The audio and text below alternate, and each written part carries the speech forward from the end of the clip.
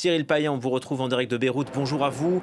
L'armée israélienne affirme désormais encercler cette ville située tout près de la frontière.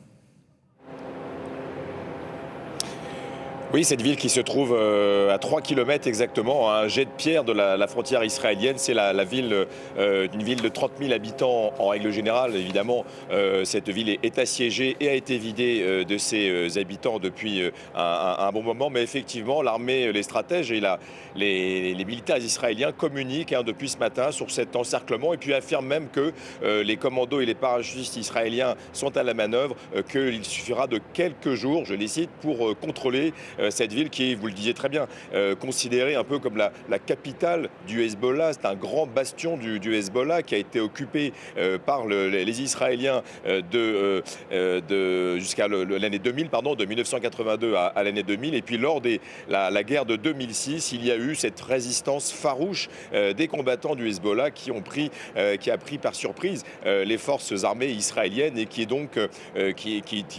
émet une valeur hautement évidemment symbolique à reprendre cette ville qui est vraiment adossée en fait à la frontière israélienne, à une centaine de kilomètres au sud d'où je suis. Nous n'avons que des informations parcellaires puisque cette zone est totalement interdite aux journalistes, est extrêmement dangereuse, mais effectivement on a une progression et puis qui fait écho, je dirais, à la présence du Premier ministre Benyamin Netanyahou à quelques kilomètres de là, au sud Liban, hier matin, et qui a fait une déclaration. On ne sait pas exactement où il était, mais on pense qu'il était en territoire libanais, tout un symbole, qui a fait une déclaration laissant entendre que les bombardements qui ne s'arrêtent jamais ne s'arrêteront pas de plus belle, même s'il y a des discussions qui vont s'apprêter à commencer dans quelques heures aux États-Unis. Mais évidemment, tout cela ramène le spectre tragique, funeste de l'occupation israélienne au sud Liban, fait évidemment beaucoup de mal au moral ici. Et puis, il y avait une sorte de trêve qui concernait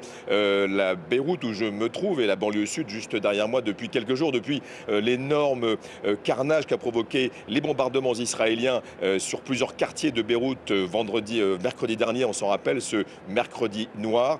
Mais au moment où je vous parle, il y avait un peu de calme depuis 48 heures. On entend les drones israéliens qui ont refait leur apparition avec leur bruit de tondeuse bien connu ici, qui tape beaucoup sur le moral, je peux vous le dire, des Beyrouthins puis de l'ensemble des habitants du Liban. Donc les drones israéliens sont à nouveau là, alors que les combats font rage, dit-on effectivement, dans cette partie sud du Liban, où encore une fois, les bombardements n'ont jamais cessé depuis 15 mois, en dépit du fait qu'on tente évidemment une médiation et qu'il va y avoir des négociations à venir aux États-Unis. Oui, la menace donc qui plane toujours sur Beyrouth, ces frappes, ces bombardements également dans le sud du Liban, Cyril, et donc ces négociations qui se dessinent, négociations inédites entre les autorités libanaises et israéliennes.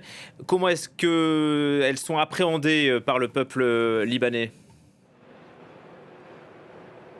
Sans grand espoir, pour être très très franc, pour en parler depuis quelques heures dans les rues de Beyrouth, personne ne croit vraiment. Le seul indicatif important, c'est d'être qu'enfin le Liban, cette victime expiatoire, bouc émissaire, toujours pris par procuration entre les parrains, les géants, nommément Israël, Téhéran ou Washington, pour la première fois, il va y avoir ces discussions directes au département d'État à Washington dès demain, et le Liban pourrait être, pour une fois, décorrélé de la question iranienne. Il est complètement empêtré dans cette guerre à cause du parrainage, bien sûr, iranien du Hezbollah. Donc on parle plus de préliminaires plutôt que des négociations, avec énormément d'écueils. Tout le monde est vraiment dos à dos, mais c'est absolument inédit. En tout cas, ça fait des décennies qu'Israël et le Liban ne vont pas se parler par la voix de l'ambassadeur israélien à Washington, l'ambassadrice libanaise à Washington également, et sous l'égide également de l'ambassadeur américain à Beyrouth qui a fait le déplacement. Donc pas énormément d'attentes tant les deux positions sont campées. Le Hezbollah d'un côté qui accuse, qui reproche en tout cas à l'État libanais peut-être de faire trop de concessions pour arriver à cette table de négociation. De ce côté, le Premier ministre israélien Netanyahou qui met un point d'honneur à ne pas parler, ne pas s'adresser à tout représentant de près ou de loin du Hezbollah. Et puis Israël qui continue de bombarder, qui continue ses attaques et qui affirme qu'elles ne cesseront pas, même si on discute.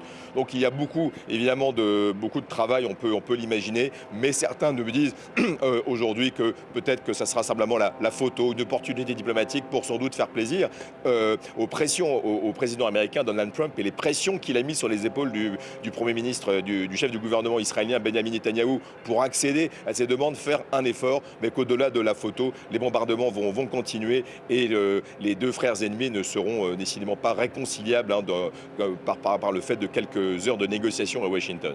Merci beaucoup Cyril Payan, envoyé spécial France 24 à Beyrouth.